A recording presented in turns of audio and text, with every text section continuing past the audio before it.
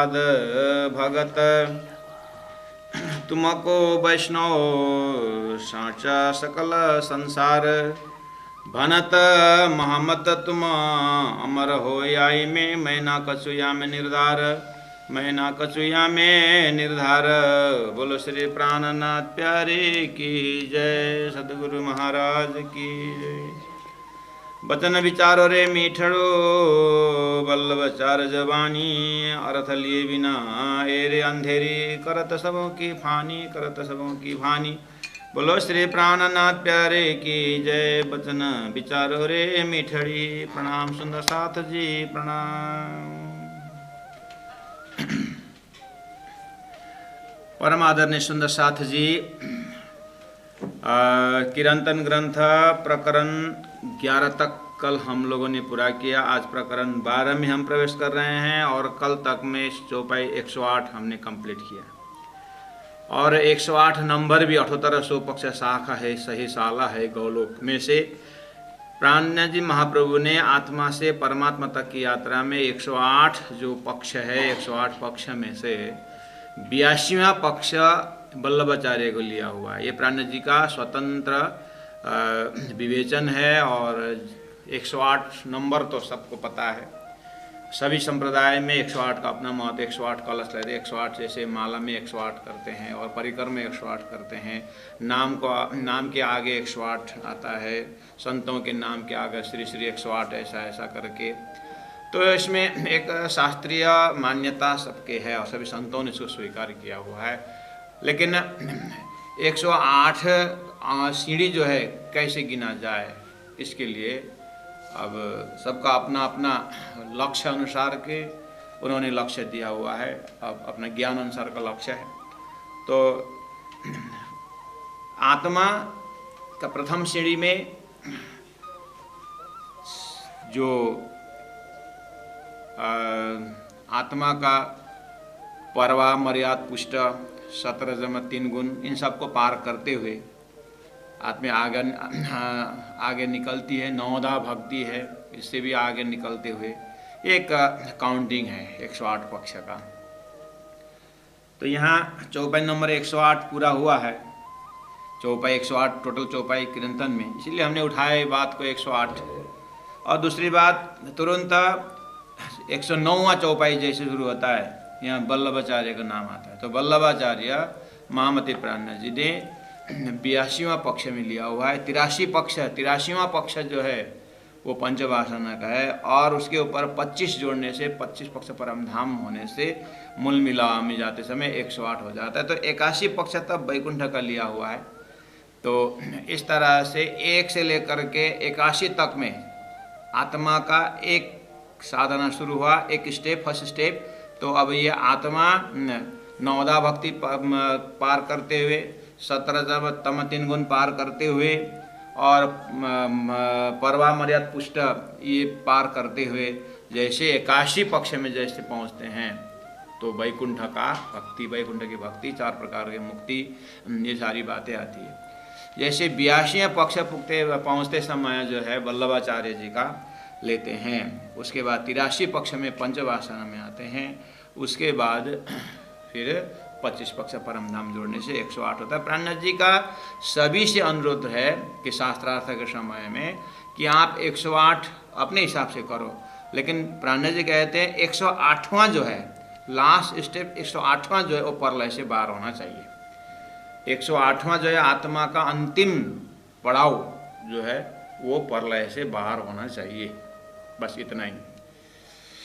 तो प्राणनाथ जी उसी में कहते सो तेता ही बोलिया जो गया जहाँ चलो अपने अपने मुख से जाहिर करे मदर। किसी ने 108वां स्वर्ग में पहुंचा दिया, तो प्राणनाथ जी कहते स्वर्ग तो नाश है। तो गीता मना करती है 108वां स्टेप स्वर्ग बनाना, गीता मान्यता नहीं देती है। किसी ने वैकुंठ के जो है भक्ति में सतगुण सतलोक की भक्ति को दे करके, चाहे शैवी हो, चाहे वैष्णवी हो, चाहे कोई भी हो, अगर लक्ष्य 108वां वैकुंठ करते हैं तो भी महाप्रलय लीनी, ये भी आत्मा का अखंड कल्याण, अखंड मुक्ति का स्थान नहीं है। इसलिए 108वां ये स्वीकार्य नहीं है। कोई लेके गए आदि नारायण का 108वां बनाए, तो प्राणनाथ जी कहते हैं ये भी उत्पत्ति के अंदर, सृष्टि के अंदर आते हैं, क्योंकि नारायण से शंभु से समृत्या स्वगुणान बहुन, नारायण को भी नाश बताया हुआ, साथ सही परमात्मा ने, यानी उसके ऊपर भी एक परमात्मा का लोक होने को दिखा रहा है। इसीलिए आप अगर एक आदि नारायण को लेकर के, महाविष्णु हिरण्यगर्भ को लेकर, ब्रह्मांड को लेकर के 108वां अगर बनाते हैं तो भी आत्मा का परम कल्याण इसमें नहीं है। अगर आप निराकार ब्रह्म के 108 बनाते हैं तो प्राणनाथ जी कहते हैं निराकार को तो कोई स्थान ही नहीं है, निराकार कोई चीज़ ही नहीं है, निराकार शून्य है, वो निद्रा का है, वो तो अज्ञान से भरा हुआ है, उसको आत्मा को लक्ष्य हो नहीं सकता।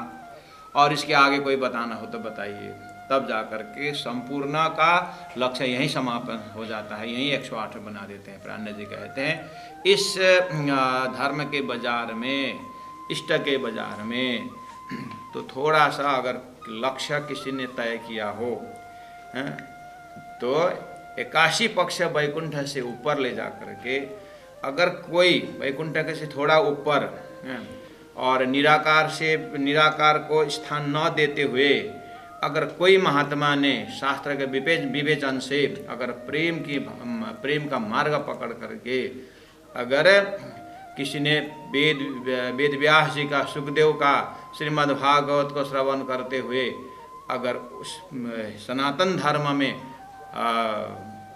जो वेद व्यास जी हैं, सुखदेव हैं, उनके विवेचन, उनके हृदय जहाँ जा करके शांत हुआ है, वहाँ पहुँच करके किसी ने एक कोई स्थान रखा हुआ है, कोई स्थान बनाया है, तो प्राणनाथ जी कहते हैं ये वल्लभाचार्य को शब्द में दिखता है। इसलिए वल्लभाचार्य को 81 पक्ष से ऊपर एक श्रेणी और प्राणनाथ जी महाप्रभु ने दिखाई दिया, प्राणनाथ जी को दिखाई दिया, तो उन्होंने 82 पक्ष में वल्लभाचार्य को लिया।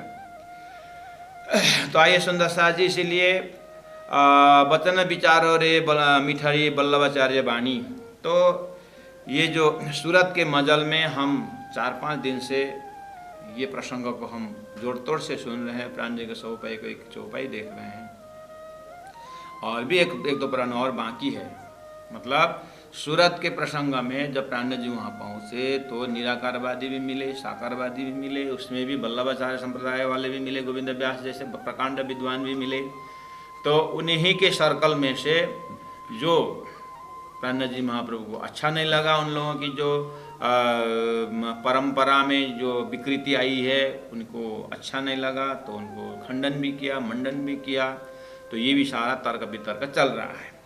तो सुंदर सा जो श्रवण करते करते आज ऐसे ही 12वां प्रकरण में पहुँचे, तो अब तो प्राणनाथ जी सीधी सी बात बोलने लगे, वचन विचारो रे मिठड़ी, वल्लभाचार्य जी वाणी, वल्लभाचार्य की वाणी जो इतना मिठास है, प्रेम भरी है, लक्ष्य श्री कृष्ण को लिया हुआ है, अर्थ लिए बिना अंधेरी। आप लोग लगता है कि वल्लभाचार्य ने जो पकड़ाना चाहे वो शायद नहीं पकड़ पा रहे हो, इसलिए अंधेर धंधा चला रहे हो और कर सबों को नुकसान पहुंचा रहे हो, स्वयं भी उस नुकसान में आप भी स्वयं जा रहे हो। इस तरह से आप संबोधन करते हैं सुंदर साथ जी। ये प्रकरण जो है थोड़ा लंबा है, अर्थात 21 चौपाई के प्रकरण है। सुंदर साथ जी, आज आप लोगों के समक्ष हमारे बीच और 40 मिनट करीब समय है। आज आपको इतना भूमिका तारतम्यवाणी में प्रकरण 12 है और वल्लभाचार्य की वाणी करके आया। तो आइए सुंदर सा जी, आज आप लोगों के समक्ष में मैं ये पूरा एक जो वल्लभाचार्य करके नाम आया, तो थोड़ा सा प्राणनाथ जी महाप्रभु के समय में और वल्लभाचार्य के जो ये जो संप्रदाय के विषय में थोड़ा सा चर्चा करते हैं। ये चौपाई को खुलस्त करने के लिए, अर्थात प्राणनाथ जी के हृदय में जो ज्ञान है, जो वो जिस तरह से देख रहे हैं, उसी विजन को हम अब थोड़ा सा आउट नॉलेज कहूँ या इसके समझने के लिए जो कड़ी है, जो सूत्र है, उसको हम प्रस्तुत कर रहे हैं। आज चौपाई यहीं रहेगी, लेकिन आज आपको ज़रूर सुनना होगा ये जो विवेचन या जो लेक्चर मैं दे रहा हूँ, ताकि आपको आगे बहुत सारे प्रकरणों के लिए ये भूमिका तक रहेगा। ठीक है, आइए पहला नंबर हम चलते हैं सुंदर साथ जी कि सदगुरु देवचंद्र जी महाराज 1738 में आए, तो उनसे पहले 103 वर्ष पहले ही वल्लभाचार्य का आगमन हुआ है। ठीक है, तो ये आज का लेक्चर से आपको दिमाग में ये बैकग्राउंड रहेगा कि क्यों सदगुरु महाराज के पूरा साधना में कृष्ण भक्ति के लिए जल्दी हो रहा है। और धरती में श्री कृष्ण का आगमन तो 5000 वर्ष पहला है, और आज भी ब्रज की महिमा और रास की महिमा तारतम्य वाणी में बिल्कुल उसको अंतरात्मा से गाई गई है, और कितना प्रत्यक्ष रूप में गाई गई है। बहुत सारा चौपाइयों के आज आपका उसका सहज होने का संभावना है। पहला नंबर हम चलते हैं एक सनातन शब्द में। सनातन धर्म को, इसका कोई न आदि न अंत, ये अनंत मानते हैं। और बाकी धर्म जो धरती में दिखाई देता है उसमें समय की अवधि है। जैसे अगर ईसाई धर्म को लेंगे तो 2000 वर्ष पूर्व की नंबरिंग है। अगर आप बुद्ध बौद्ध धर्म और जैन धर्म, महावीर की जो है गौतम बुद्ध की जब लेते हैं तो वो 2500-2600 के वर्ष पहला की है। इस तरह से जितने भी आप एक धर्म का जो आप लेंगे उसमें एक समय है, निश्चित समय है, और उसमें ये एक किसी व्यक्तित्व से आगे बढ़ा हुआ ये है, ठीक है। लेकिन सनातन धर्म ये अपौरुषेय धर्म माना जाता है। ये डायरेक्ट परमात्मा से जुड़ा हुआ धर्म या परमात्मा से शुरू हुआ ऐसी मान्यता है। परमात्मा भी अखंड और सनातन धर्म भी अखंड, इस तरह से एक कॉन्सेप्ट सभी ने स्वीकार किया हुआ है। और सनातन धर्म का बेस को देख करके इसको नष्ट करने के लिए बहुत अन्य धर्म आने की कोशिश की, लेकिन स्वयं नष्ट होकर के चले गए। लेकिन सनातन धर्म कभी नष्ट नहीं हुआ, इसके ऊपर बहुत आक्रमण हुआ, लेकिन ये जैसे शाश्वत है अभी भी वही है। चलते हैं आगे। सनातन धर्म ने ही वास्तव में सृष्टि में सर्वप्रथम ये सत्य शब्द, दया शब्द, तप शब्द, शौचम, क्षमा, समदृष्टि, भक्ति, प्रेम आदि जितने भी आज अन्य शब्दार्थ यानी मीनिंग, सत्य को ट्रूथ बोल सकते हैं, दया फॉरगिवनेस बोल सकते हैं। तो इस तरह से फॉरगिवनेस और इक्वल विजन, जो भी धर्म में अपने शब्दों में, अंग्रेजी में हो चाहे उर्दू में हो चाहे जिसे में, जिस धर्म ने भी अपना परिचय देने के लिए इन शब्दों को प्रयोग जरूर किया हुआ, उसके आधार पर उन्होंने धर्म का व्याख्या करते होंगे। तो ये जो है सनातन धर्म में लाखों वर्ष पहले ही सनातन धर्म ग्रंथ में ये इंकित है, और इन शब्दों से उन ग्रंथों को शोभा बढ़ाया हुआ है। इसीलिए कोई भी दावा नहीं कर सकता कि सनातन धर्म के पहले उनका इन शब्दावली प्रयोग किया हो, ऐसा नहीं है। तो इनको शब्दों से पता, उनके जो शास्त्र में जो शब्द है, भाषा अलग हो सकता है, लेकिन उसका इम्प्लाइड मीनिंग और इम्प्लीमेंटेशन जो कर रहे हैं व्यवहार में, वो सनातन धर्म के अंदर ही आता है। सनातन धर्म की रक्षा जो है स्वयं परमात्मा द्वारा ही अवतार रूप में होकर के सनातन धर्म की रक्षा की गई है, ऐसी मान्यता है। सनातन धर्म संबंधी जो ग्रंथ का अगर मानेंगे तो वेद सर्वप्रथम में आता है। सनातन धर्म का मुख्य ग्रंथ में से वेद और उपनिषद और स्मृतियाँ, पुराण आदि, और ये धर्म का ग्रंथों में, सनातन धर्म का जो मान्यता है इन ग्रंथों में रखा हुआ है। इससे पता चलता है कि सनातन धर्म परमात्मा से प्रारंभ हुआ है। और अब थोड़ा इसको जो है आगे परोसने के क्रम में वर्णाश्रम धर्म जो चलाया है, सनातन धर्म से ही आया है वर्णाश्रम धर्म भी। और जैसे कर्म, उपासना, ज्ञान, उसी को कुरान में शरीयत, तरीकत, हकीकत, मार्फत ऐसे शब्द प्रयोग किए हैं। लेकिन उन शब्दों में, उन ग्रंथों में जो शब्द लिया है, तरीकत, हकीकत, ये सब ये 1500 वर्ष, 2000 वर्ष पहले की बात है। जबकि सनातन धर्म में ये चीज़ को शब्द अलग है, कर्म, उपासना, ज्ञान, विज्ञान करके ये सनातन शब्द से ही आया है, पुराना शब्द है। और सृष्टि के आदिकाल और सृष्टि के पूर्व भी इस शब्द का प्रयोग किया गया है। इसीलिए कर्म, ज्ञान, भक्ति, और जैसे काल गणना की बात, जैसे त्रेता युग, कृतयुग, सत्ययुग, त्रेता, द्वापर, कली, ये सब सनातन धर्म का ही व्याख्या में आता है। और इसको लेकर के अगर कोई प्रलय की बात करें, डिलीजन की बात करते हैं कि पेरिसेबल, इम्पेरिसेबल, इमोर्टल, मोर्टल, ऐसे शब्द भले ही आप अपने भाषा में प्रयोग करें, लेकिन ये है 2500 वर्ष पहले से ये शब्द चल रहा है, 1600 वर्ष से चल रहा हो, लेकिन ये चीज़ जो है काल गणना के बाद सनातन धर्म का अभिन्न अंग होकर के शुरू से इसका गणना है। इसलिए कहीं से भी सनातन धर्म के आगे कोई ऐसा धर्म संसार में दिखाई दे, ऐसा न उनका कोई ग्रंथ है, उनका न कोई अवतार पुरुष है। सनातन धर्म में जो मुख्य उपास्य देव को पहले से ही माना गया है, नारायण भगवान को ही सनातन धर्म में एक उपास्य लिया गया है। लेकिन अब जो वेदों में जो ब्रह्म शब्द दिया हुआ है उसका व्याख्या में सनातन शब्द में लेकर के नारायण, आदिनारायण, इस तरह से भगवान का नाम लिया गया है। लेकिन इसमें बस अब यहाँ आगे जा कर के जो नारायण का अर्थ करते हैं, नारायण परायण करके जो शब्द आता है, नारायण से परे जो अयन करके जो व्याख्या आती है, बस यहीं से अब थोड़ा सा समझदारी में परमात्मा जिन्होंने सृष्टि रची, जिन्होंने सनातन ब्रह्म ने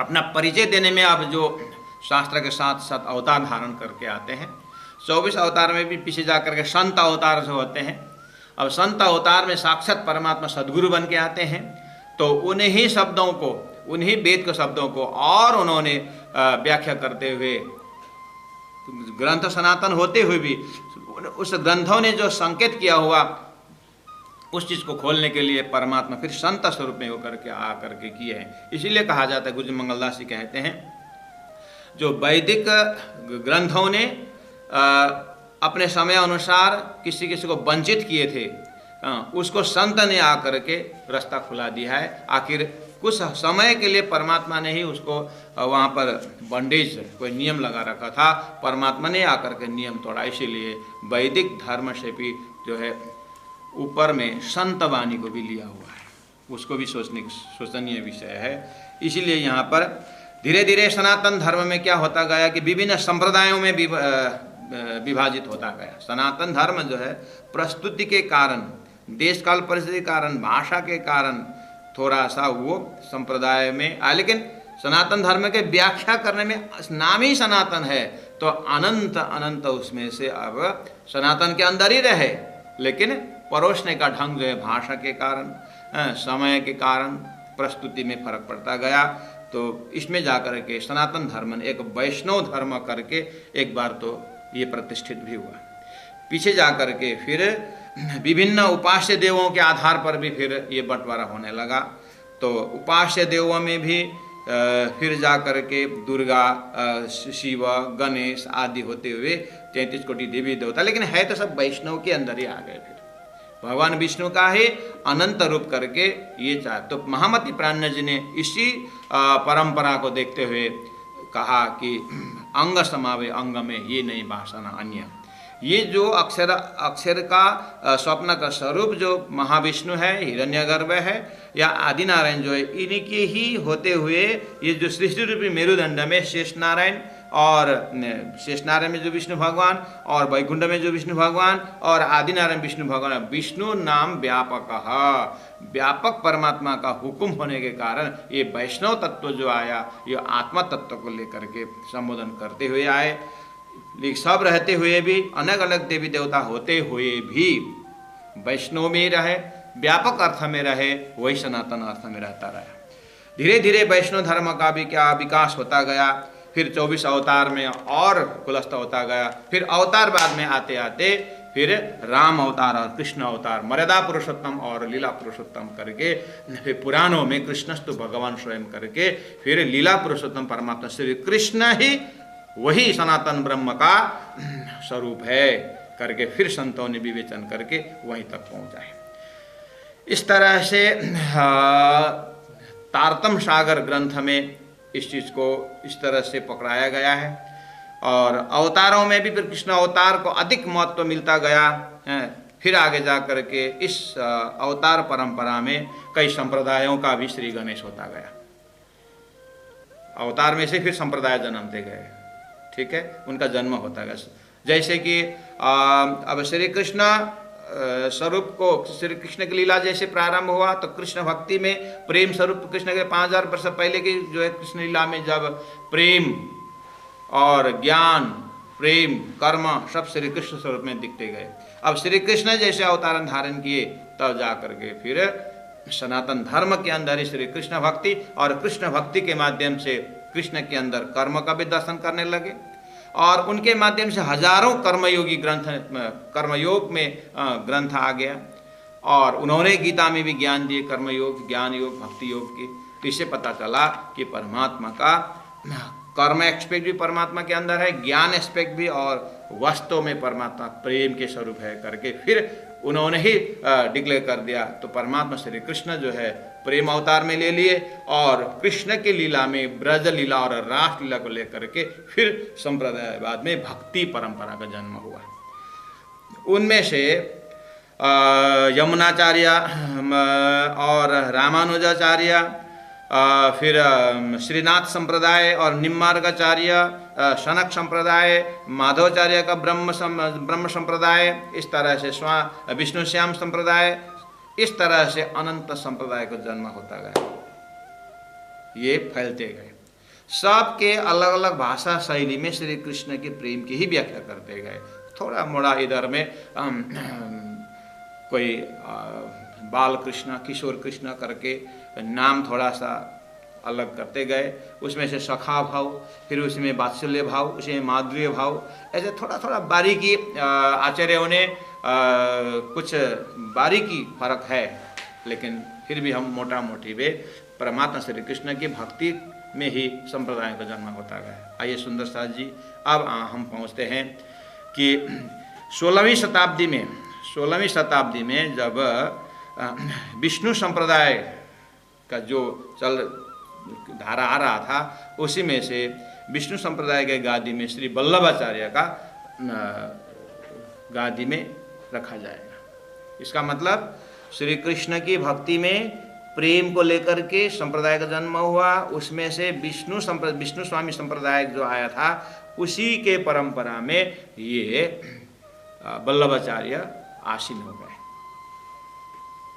तो अब उसी का नाम फिर विष्णु संप्रदाय का नाम वल्लभ संप्रदाय में, क्योंकि अब इसीलिए क्योंकि अब वल्लभाचार्य अपने उस समय में बहुत ही प्रकांड विद्वान और उन्होंने उस चीज़ को और आगे बढ़ाया कृष्ण भक्ति को, इसीलिए वल्लभाचार्य सदगुरु देवचंद्र जी महाराज आने से 103 वर्ष पहले जो आए थे तब से वल्लभ संप्रदाय नाम से आने लगा। अब आइए, महामती प्राज्ञ जी बार बार वल्लभ संप्रदाय के नाम को उच्चारण करते हैं, तो थोड़ा सा मैंने सनातन धर्म का जो रूट से लेके आया और फिर उसी में से शास्त्रों के माध्यम से उन्हीं परमात्मा का जो है अपौरुषीय ग्रंथ वगैरह ब्रह्म करके आए। अब ज्ञानियों ने ब्रह्म शब्द पकड़ते गए, परमात्मा अवतार धारण लेते आते हैं। फिर अब अवतार धारण करके परमात्मा ज्ञानी भी होते हैं, भक्त भी होते हैं। तो कृष्ण अवतार आए, कृष्ण अवतार में प्रेम अवतार लेकर के परमात्मा प्रेम स्वरूप है करके फिर सुखदेव व्यास जी ने रखे। अब उस प्रेम अवतार परमात्मा को लेते लेते ही संप्रदायों का जन्म भी हुआ। उसमें विष्णु श्याम संप्रदाय का जो परंपरा आया था उसी में 16वीं शताब्दी में वल्लभाचार्य आसीन हो गए। ठीक है, यहाँ तक आइए। उन्होंने इस सिद्धांत को ऐसा प्रेरित किया, तो फिर ये भक्ति परंपरा आते आते इन्होंने